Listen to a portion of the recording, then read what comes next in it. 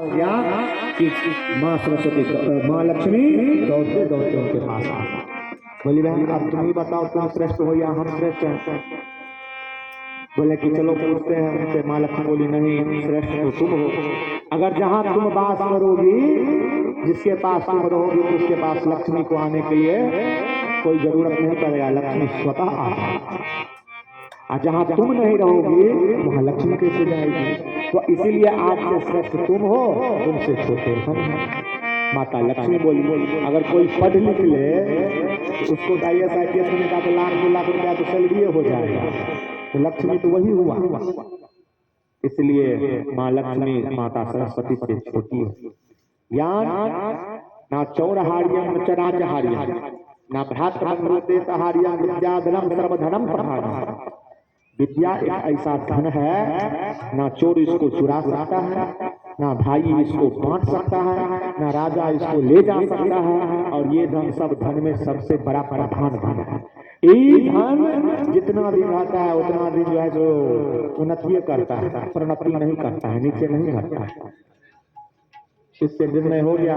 भगवान इधर विचार ही रहे थे, ब्रह्म पिता विचार रहे थे तो माता सरस्वती जो हम इतने भी यहाँ लोग विद्यार्थी सब हैं वो छात्र छात्राएं हैं, उन सबको जो माँ सरस्वती विद्या देती है वो भी डरती है। किस चीज से? शुक्लम ब्रह्म विचार सार परमा श्वेत, कहीं उनको कोई भी जरा सा भी दाग नहीं। ब्रह्मा के पुत्र और पत्नी दोनों ब्रह्मा जी विचार किए इस संसार में विद्या का जो खजाना बैंक है वो इनको हम सब वेद से लेकर के वही ज्ञान हुआ। विचार सार परम माध्यम जगत व्यापना, परम पवित्र, कहीं कोई भी दाग नहीं। मौत की तरह पानी जो पढ़ लिख ले उसका तो अगर तालाब में जल भर जाए तो पेड़ फुलाने लगे, पेड़ में अगर फल अधिक हो जाए तो पेड़ झुक जाए। तो ज्ञान वही चीज है, अगर ज्ञान मनुष्य को आ गया तब उसमें अहंकार हो नहीं सकता है। परम माध्यम जगत व्यापना, जगत में व्यापक रूप से पूजनीय।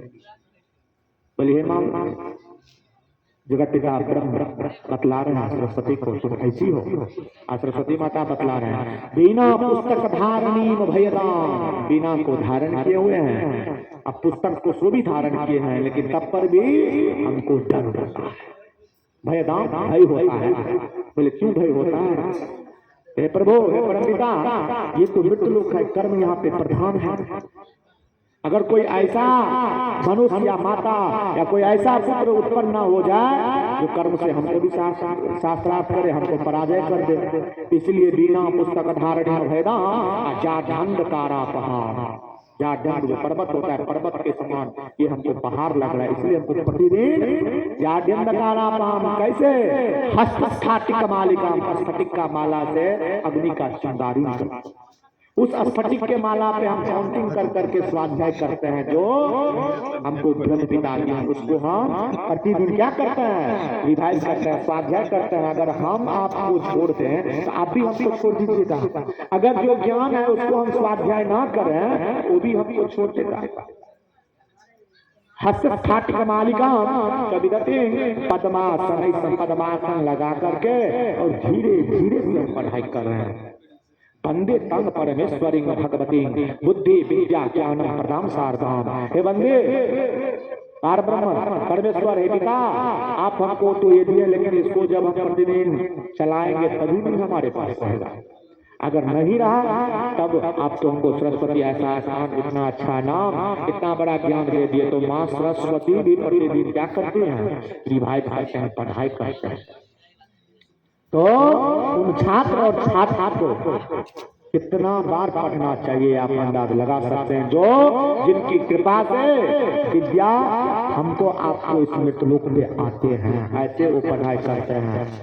माँ सरस्वती वो भी अध्ययन करते हैं। और अगर वो विद्या ऐसा धन है ऐसा गुण है, अगर उसको हम पकड़ करके रखेंगे तो ऐसा कोई चीज नहीं है कि जो हमको प्राप्त नहीं होगा। इसलिए पार ब्रह्म परमपिता ब्रह्मा जी बतला रहे जो नित्य प्रतिदिन अगर कोई पुस्तक को छू भी ले, उसका नियम अगर उस छात्र छात्राएं को ऐसा हो जाए कि हमको पुस्तक को देखना है, तो 2 रोज पुस्तक देखेगा तो उसको माइंड में सेट नहीं होगा, तीसरा रोज, चौथा रोज, 5वां रोज, 6ठा रोज, लेकिन 1 सप्ताह के बाद धीरे धीरे उस पुस्तक को डर होने लगता है कि विद्यार्थी कहीं ऐसा ना हो जाए, छात्र कहीं ऐसा ना हो जाए कि देखते देखते आंख से ही वो रट ले, उसको पुस्तक से उस मनुष्य उस छात्र से डर होने लगता है। इसीलिए इस विद्या को माँ सरस्वती को ये साधारण नहीं है कि कोई इसको अर्जन कर लेगा, इसमें मेहनत पड़ता है, इसको रगड़ना पड़ता है, इसको घींचना पड़ता है। माता बोलती है अगर कोई पुत्र अगर ऐसा हो, अब प्रतिदिन अगर हमको ग्रहण करे, मनन करे, अध्ययन करे, तो आज ना कल तो उसको भी जिंदगी सवेरा होगा, उसका भी सूर्योदय जरूर होगा। बोल माता सरस्वती के, माँ दुर्गा के, माँ काली के। अब भक्त जो प्रहलाद थे, भक्ति का एक मार्ग बताए, उनके गर्भ में आयादु के गर्भ में, आयादु के गर्भ में होने के बाद हिरण्यकश्यप ने जब गुरुकुल में दिए, कॉन्वेंट हो, स्कूल हो, अपना भाषा में ये समझ लीजिए, यही सब होता है। अच्छा जो कॉन्वेंट है, DPS है, इस सब में गले पल्ले के स्कूल में, तो वहीं पे हिरण्यकश्यप के बगल में मुजफ्फरपुर नाम के बगल में एक ऐसा क्षेत्र थे, उनमें जाकर के गुरुकुल में अपने पुत्र प्रहलाद को बोले कि मेरे इष्ट का नाम ले रहे हैं, शत्रु का नाम, मेरे शत्रु का नाम ले रहे हैं, अक्षर का, इसको ये सब विद्या नहीं पढ़ाइए, इसको राक्षसी विद्या तंत्र मंत्र सब सिखाइए, ताकि मेरे शत्रु का नाम न ले। शत्रु का नाम सुनते हमको क्रोध हो जाता है। ये बात हमको बतला रहे हैं गुरुजी सब प्रहलाद को पढ़ा रहे थे, बेटा ये चीज छोड़ो, तुम्हारा पिता अधिपति है, तुम्हारा पिता ही सब कुछ है, तुम्हारा पिता ही देवता है। वो बोल रहे थे कि मेरा पिता कैसे देवता हो सकता है, मेरे को श्रीमन नारायण साक्षात प्रभु नारायण है। एक तो जो उनके मित्र थे, वो मित्र तो आसुरी संपदा को छोड़ के दैवी संपदा प्रभु के शरण में आ गए, लेकिन और सब जो मित्र थे तो नहीं हुए। एक रोज हिरण्यकश्यप ने सोचे कि चलते हैं अपने पत्नी के साथ पुत्र से मिलने। आज मेरा पुत्र 2 बरस 3 बरस हो गया है, थोड़ा कुछ मेरे जो शत्रु हैं उनका नाम भूल गए होंगे, तो आसुरी संपत्ति अपना लिए होंगे, जाते हैं मिलने के लिए। आयादु को अपने रथ के बुलेट के पीछे में बैठा करके वहीं चलो चलते हैं बेटा से मिलने के लिए। चले भक्त प्रहलाद से मिलने के लिए, जो उनके पुत्र थे। पुत्र को जैसे गए मिलने के लिए, वो तो 150% लमसम गुरु जी को भी और जो उनके मित्र थे उनको भी अपना दैविक शक्ति की तरफ मोड़ दिए, अपने दैविक शक्ति का और भक्ति भजन में ले आए। ऐसा हुआ संध्या के बेला के, संध्या के समय थे, उसी टाइम गुरु जी उन लोग को पढ़ा रहे थे, और एक तो जो उनके मित्र थे उनको बोले कि रे तुम इसको ये बात पढ़ाओ, हम आ रहे हैं। तब ये आयादु और हिरण्यकश्यप रथ पे सवार होकर के आश्रम के द्वार में प्रवेश देख रहे हैं भक्त। तो भक्त प्रहलाद जो है तो श्रीमन नारायण नारायण हरि हरि का भजन कर रहे हैं, संकीर्तन कर रहे हैं। अब जैसे ही हिरण्यकश्यप देखे कि रथ पर से उतर के तलवार निकाल के प्रहलाद, पहले गुरु जी सबको खिलाफ लिए, उनके जो टीचर सब थे उनको बुलाए, हम आपको 2 वर्ष से अपने पुत्र को छोड़े थे यहाँ पे इसलिए कि इसको राक्षसी विद्या पढ़ाया जाए। ये तो आप ही लोग को जो है तो एकदम मेरे शत्रु का नाम सिखा रहे हैं, कैसा आप इसको शिक्षा दे रहे हैं।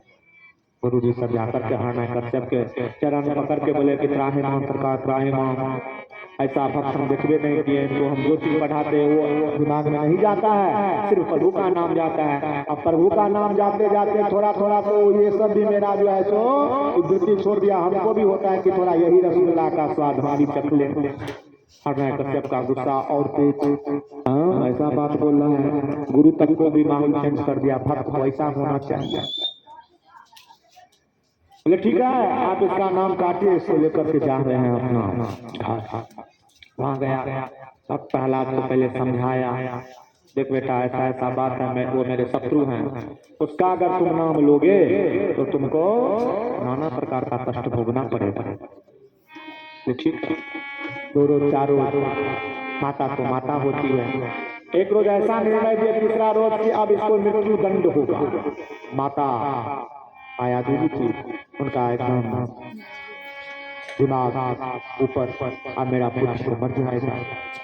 भक्त बोले अगर श्री नारायण श्री हरि का कृपा अगर ऐसा होगा तो मृत्यु देने वाले आप कौन होते हैं? जब तक मेरे प्रभु का चक्र नहीं डोलेगा तब तक मृत्यु हो नहीं सकता है। प्रभु का अगर इच्छा ऐसा हो तो मृत्यु ही सही।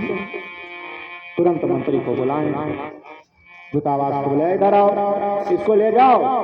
अगर ये रास्ते तक में जाने से अगर मेरे शत्रु श्री हरि का नाम लेना बंद ना कर दे, इसको उस पहाड़ से नीचे। ठीक है, श्री हरि श्रीमन नारायण हरि हरि इत्यादि का जाप करते थे, प्रभु का नाम लेते थे। मंत्री सब जो है कश्यप के मंत्री थे, विद्वान थे, बोले कि क्या प्रहलाद अभी तुमको बोल रहे हैं तुम श्री हरि का नाम लेना छोड़ दो, हम तुम्हारा प्राण बकस देंगे। और वो भक्त बोल रहे हैं, हम तो बोल रहे हैं आपको भी आप श्री हरि के नाम लीजिए तो आपको भी कहीं मुक्ति मिल जाए। मेरे पिताजी कौन प्राणदाता और अन्नदाता है जो आपको प्राण दे देंगे लेकर के। जाकर के जैसे ही पहाड़ पे रखे, पहाड़ के बगल में बोले कि देखो आप तुमको फिर हम तो 3 बार देते हैं, तुम सोच लो, तुम देख लो, तुम नाम नहीं छोड़ोगे ना? नहीं, हम तो नहीं छोड़ेंगे। मेरे पिताजी कौन होते हैं कि प्राणदाता वो प्राण देने में? मेरे तो श्री हरि हैं। उनको अगर यही कृपा होगा कि भक्त का मृत्यु हो जाए तो हो जाएगा, प्रभु के पास चल जाएंगे। ऐसे बात बतला रहे। जब अंतिम क्षण आया तो राक्षस लोग तो यही होते हैं जिसमें राक्षसी प्रवृत्ति हो जाए, उनको 10 बार राम राम बोलिएगा तो बोलेगा ताश खेलने के लिए चलो, क्रिकेट खेलने के लिए चलो, लूडो खेलने के लिए चलो। कोई बधू ऐसी होता है क्या ये राम राम श्रीमन नारायण ये सब क्या हम जाए जल्दी से, ये सब आपकी स्तुति चल रहा है, सीरियल लगाओ, सास होता कोई ऐसा हो कैसे जहर देके सास मारा जाता है, वो बात बतलाओ। मंत्री सब देख के बोले क्या है, जल्दी इसको फेंको यहाँ से, हटाओ, बात समाप्त करो, ये नहीं सुधरने वाला है। हाँ प्रहलाद को पैर पकड़ लिए, हाथ पकड़ लिए। अब प्रभु शेषनाग सैया पे क्षीर सागर में शयन कर रहे हैं। लक्ष्मी माता कमल के पुष्प लेकर के अब प्रभु के हृदय में दिए। बोले प्रभु आपका ध्यान कहाँ है? बोले कहीं नहीं, अपने भक्त के पास है। क्या हुआ? तो आप देख नहीं रहे हैं भक्त प्रहलाद को जो है तो ऊपर से ये लोग फेंक रहे हैं, मृत्यु हो जाएगा इसका। बोले हम उसी के पास है, उनको देखो तो हम कहाँ पे हैं? माता लक्ष्मी देखिए तो प्रहलाद के हृदय में बात है। बोले वाह प्रभु आपका लीला तो अपरंपार, हम कुछ कह भी नहीं सकते। ठीक है, फेंकने दो। जैसे ही प्रहलाद को पहाड़ की चोटी से ऊपर से लेकर के दोनों हाथ पैर पकड़ करके बोले जाओ तुम अगर नाम मिलो श्रीमन नारायण नारायण बोलते बोलते प्रभु नीचे से ही रसाते। प्रभु के कब किस रूप में कहाँ आ जाए कोई नहीं कह सकता। प्रभु तो ऐसे हैं, कहाँ कब किस रूप में प्रकट हो जाए कुछ नहीं कोई बता सकता है। प्रभु नीचे से ही सुदर्शन चक्र लेकर के प्रहलाद नारायण नारायण करते हुए थोड़ा बहुत होता अवस्थान हो तो प्रभु का लीला था। प्रभु कैसे बता देते कि हम भगवान बन के तुमको आए हैं? वो भी तुमको धर्म का हानि करना था, क्या कि हरणाकश्यप इतना तपस्या कर ली थी। जाते जाते फिर प्रभु ही एक साधु का रूप धारण करके बैलगाड़ी पे जाकर के उनको लिटा दिए। लेकिन फिर जब जा गए तो भक्त प्रहलाद को फिर होश आया, बोला हम कहाँ आ गए? उन्हीं के गाँव में। फिर गए अपने घर, नारायण है तो जिंदा हो गया कैसे? फिर है ना कश्यप को क्रोध आया, अरे कैसे जिंदा हो गया? मंत्री को बुलाओ, सरकार हम तुमको अपना आंख से देखेंगे फिर हुआ था। अच्छा नहीं मरा। फिर पुत्र अपने पिता को समझा रहे हैं, पिताजी आप कौन है प्राण लेने वाले प्राण देने वाले? प्राण लेने वाले देने वाले तो प्रभु श्री नारायण हैं। हम तो बोल रहे हैं आप सब यह आश्रय जितना भी प्रवृत्ति है सबको छोड़ करके हमारे प्रभु का नाम लीजिए, आपका भी कल्याण होगा। तब पर भी हरणाकश्यप नहीं माने है, ऐसा बात तुमको बोल रहा है। बोला ठीक है। इसी प्रकार से बंदी खाना में डाल दिया, फिर उनको बिक पिलाया, फिर जाकर के खौल के तेल कढ़ाई में डाल दिया, पुष्प बन गया, फल बन गया। भगवान का सब लीला था। होते होते लास्ट में उनकी बहन की होलिका, हरणाकश्यप की बहन होलिका, जब नाना प्रकार की यातना दे करके देखे तब पर भी जब वो शांत नहीं हुए तो होलिका के पास होलिका बोले कि ठीक है एक काम कीजिए, तक्ष का भाई है कुछ के पास आए और उनको बोलिए जो दूध में अपना जहर डाले। और आप भाभी जी को जा करके बताइए कि भाभी जी अपने हाथ को वो अपने पुत्र को दूध पिला दिया। और ये प्रक्रिया करते हुए कोई देखे ना, अगर इससे भैया जब मृत्यु नहीं होगा प्रहलाद का, तब तो हम तैयार हैं, भाई बहन का साथ देगा, दिक्कत क्या है, कोई दिक्कत नहीं है, मेरा क्या जाता है इसमें। होलिका बोली ठीक है, जैसे घर बोली कुकुट के पास जाकर के बोले, तख्त के भी पास से पूरा पीठ लेकर के आ गया। फिर प्रभु शेषनाग शेषनाग सर्प जो है उनके एकदम मगन सहन कर रहे हैं। जब देखें बोले उस युग में भी हिरण्य कश्यप अयादु के साथ छल कर, अयादु को ये नहीं पता है कि इस दूध में दिखा, बोले ये लो जाओ तुम आज अपने पुत्र को दूध पिला दो। वो अपने पुत्र के लिए अच्छा से खाना लेकर के बोले आज मेरे स्वामी का बुद्धि लगता है थोड़ा ठीक हो गया है कि आज अपने से खुद बोल रहे हैं कि पुत्र को जा करके दूध पिला दो। फिर सोचने लगी हो सकता है कुछ ना कुछ बात हो, फिर बतलाए कि नहीं ऐसा नहीं हो सकता है, ये भी तो ऐसे है। इधर जैसे ही खाना का प्रबंध हुआ, पूरी लड्डू हलवा इत्यादि ये सब थाली में परोसा गया, होलिका आ गई। होलिका आने के बाद एक खिड़की के बगल में खड़ा होकर के कुकुट को बोले, और दृश्य रूप में तुम वहाँ खिड़की के ऊपर बैठे रहो, अपना आंख से पूरा पीठ लेकर के उसने वो डाल, आंख में जैसे वो विष को डाल दिए, विष को डालने के बाद वो समावेश करके दूध में समन्वित करके मिला करके, और होलिका जा करके भाभी को देती है, बोलती है कि भाभी जी ये दूध ले लीजिए, प्रहलाद को पिला दीजिए। माता तो माता होती है, माता को मन में कुछ खटक गया कि ननद कुछ कर रही है, अंतर मंतर हो सकता है, लेकिन तब पर भी बोले कोई बात नहीं, जाने भोलेनाथ। यहाँ पे विदुर जी फिर बतला रहे हैं, कल युग में मनुष्य 3 प्रकार के होते हैं। कभी भी किसी एक देवता के ऊपर हमको भरोसा करके काम करना है। खाना का थाली जैसे ही प्रहलाद के पास माता अयादु लेकर के पहुंची, माता अयादु बोली बेटा खा लो। खाना का थाली देते ही माता फिर थाली से लिया, पुत्र या माता क्या हुआ? बोला पुत्र कुछ ऐसा बात नहीं है, लेकिन दिल मेरा बहुत घबरा रहा है। कोई दिक्कत नहीं माता, प्रभु का नाम लो, प्रभु को लाओ, प्रभु को बोलते हैं भोजन करेंगे, हम इसको कोई दिक्कत नहीं है। जो नारायण की कृपा हो, उनके मुख पे तो सिर्फ नारायण नारायण इत्यादि यही सब रहते थे, भगवान का ही नाम रहते थे। इधर विदुर जी बतला रहे हैं कि मृतलोक में जो भक्त सब होते हैं, अब कैसन भक्त होते हैं। भक्त तो प्रहलाद भी थे, भक्त तो ध्रुव भी थे, लेकिन भक्त प्रहलाद ऐसा भक्त थे कि अपना श्री नारायण को कभी नहीं भूलते थे। अब कोई ऐसा भक्त है किन्हीं का पिताजी मुखिया का इलेक्शन हो, इलेक्शन में खड़ा हो जाए मुखिया पद के लिए, उनकी पत्नी बोले कि भोला बाबा हमारा स्वामी अगर इस बार मुखिया का इलेक्शन जीत जाएगा तो हम 5 बेल का फल लेकर के आएंगे, आपके दरबार में बेल का फल चढ़ाएंगे। बेटी बोली हनुमान जी मंगल व्रत करती है, हे हनुमान जी हमारे पिताजी अगर इस बार मुखिया पद पे जीत जाएंगे तो 5 किलो लड्डू लेकर चढ़ाएंगे। उधर मुखिया जी के जो माता राम है, हे काली मैया जो माता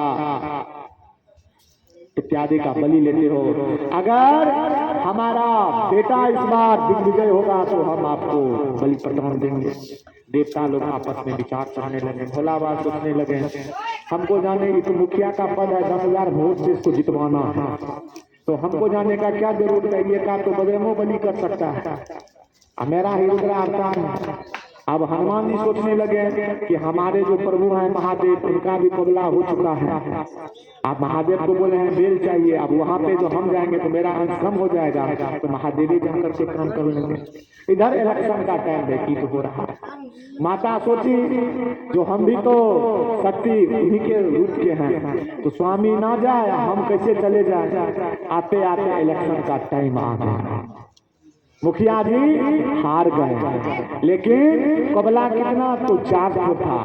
मुखिया जी जब जैसे ही हार गए तो उधर मुखिया जी की पत्नी बोली मेरा भी बात मेरा देवता नहीं सुने।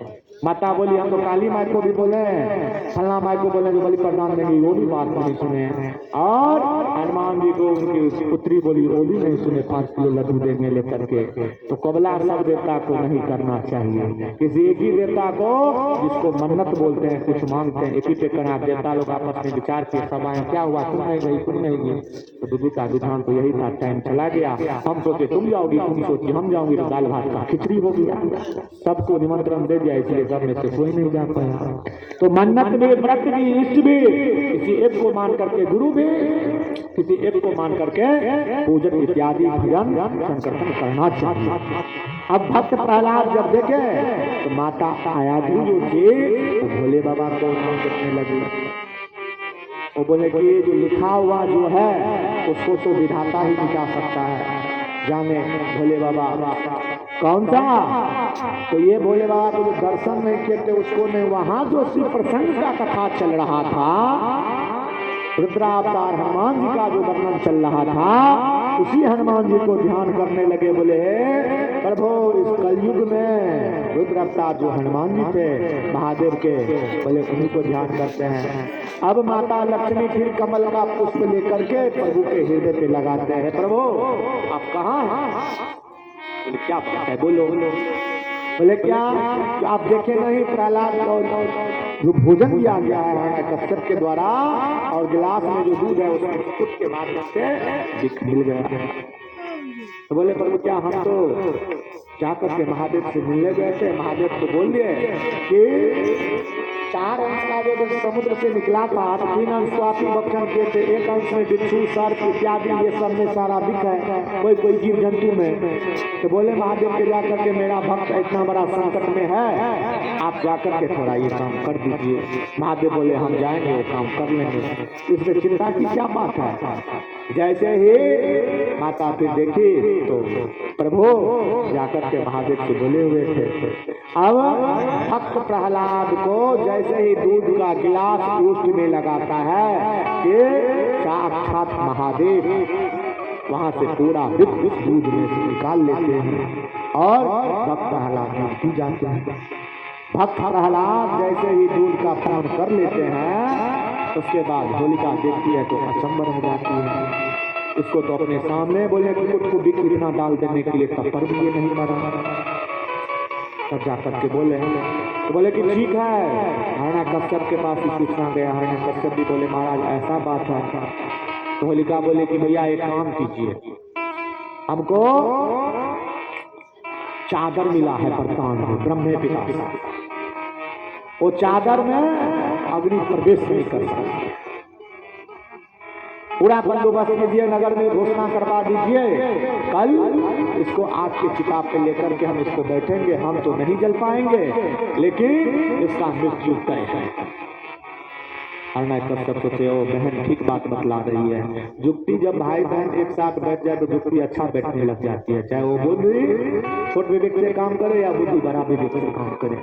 और सोचने लगे नगर में घोषणा हुआ कल प्रहलाद जो हरणा कश्यप के पुत्र हैं, बहुत बड़ा शत्रु है, उनके शत्रु का नाम ले रहे हैं, इसीलिए होलिका दीदी आई है। होलिका दीदी इसको चादर में लपेट करके उस चिता पे बैठी, आग के चिता पे। नगर में घोषणा बड़ा बड़ा लकड़ी बैठा बैठा सब जितना जो था पूरा आकर के बहुत बड़ा विशाल जो है तो दाह के तरह बना दिए। अब आग लगा गया, आयादू का प्राण जा रहे हैं, मेरा पुत्र जा। आयादू को आज्ञा दिया गया हरणा कश्यप की तरफ से, इसको यहीं पे रोक दो। आयादू पुत्र के वियोग में रोते बिलखते शाप हो गई, बेहोश पड़ गई। होलिका भगवान जी हमको तो वरदान में चादर मिला है, हमको तो कुछ होबे नहीं करेगा। भक्त प्रहलाद को कोई गमे नहीं था, उसको कोई गम नहीं कि हम आग में जा रहे हैं कि हम क्या जा रहे हैं। भक्त बोले कि हम तो प्रभु के कृपा से कितना परीक्षा मेरा पिताजी लिए, आग पानी सर्प क्या क्या नहीं किए, लेकिन सब तो मेरा प्रभु का लीला है। प्रभु का कृपा ऐसा चला हम सब में पास कर गए, तो आग भी तो मेरा प्रभु है, आगे में हम कैसे जल जाएंगे। माता को समझा रही थी, लेकिन तब पर भी माता उस पुत्र के वियोग में मूर्छित होकर के बेहोश होकर के रो पड़ी, बेहोश हो गई। अब क्या करें। होलिका ली सब अगल बगल में सब बैठे हुए थे, सब खड़े थे, सब देख रहे थे। होलिका जोर जोर से ठाठा मार मार करके हंस रही थी, पुत्र को गोद में लेकर के आ गए। बोली जब अग्नि पूरा धमाधम विकृत हो जाएगा, तब अपना चादर से इसको निकाल कर भाग के रख देंगे।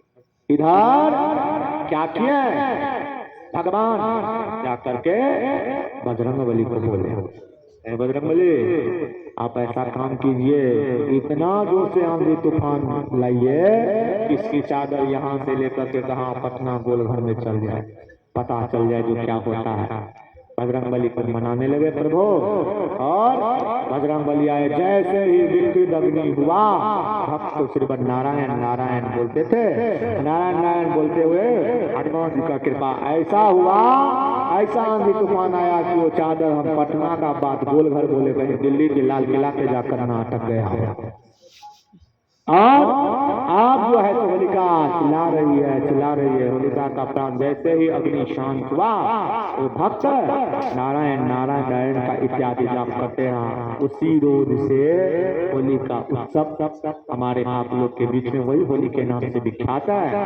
इधर माँ लक्ष्मी हनुमान जी को धन्यवाद देते हुए हनुमान चालीसा का पाठ करते हुए हनुमान जी को बहुत बधाई दी। आइए, हम लोग भी कल मंगलवार से भूल गए थे, इसीलिए कि आज हनुमान जी को हम लोग भी मनाएंगे। कलयुग में सब आदमी अगर एक बार हनुमान चालीसा का पाठ करेंगे तो ना जाने कितने बार हो जाएंगे। और आपका भी हनुमान जी कल्याण करे, ऐसा ऐसा विपदा से आपको भी टाले। चलो वृंदावन बिहारी लाल की, वीर बजरंग बली की, महावीर हनुमान